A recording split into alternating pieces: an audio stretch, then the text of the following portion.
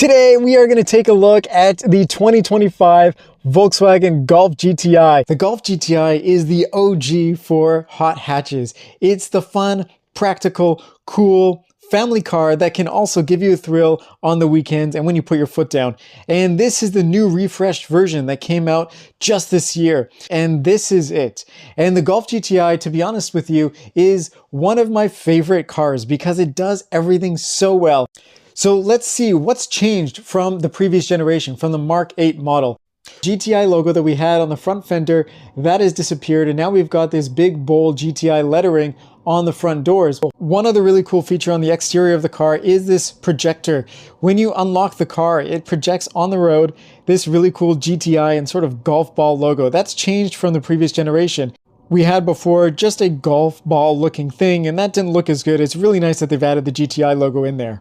One of the big interior changes is the steering wheel. What you'll notice is this new generation has physical buttons. Previously, they were all touch sensitive, and the new Golf R actually still has the touch sensitive buttons. It's only the GTI that gets these really nice physical buttons. So if you're not a fan of the touch stuff and you want to go back old school to the physical buttons, the GTI is the only Volkswagen Golf product that you can buy right now with that. The only other big change for the interior here is this giant screen. You'll notice this infotainment system is very similar to what you get in the Atlas and the ID4, and it's a welcome change because in the Mark 8 generation, the 2022 to 2024 models, they only had a small screen that was very laggy, had an older sort of infotainment style system.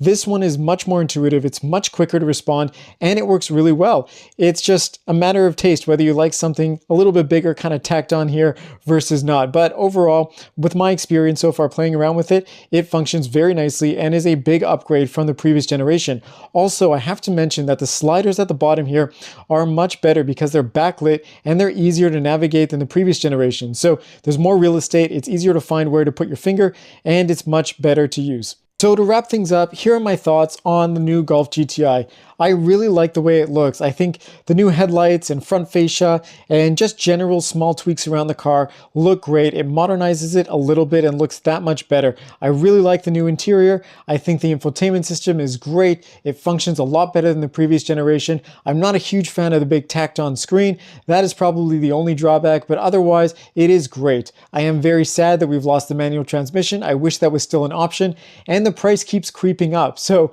if you're interested in one of these, this is the last time you'll be able to get it for this type of a price before it goes electric, and I can only imagine the price getting a lot higher from there.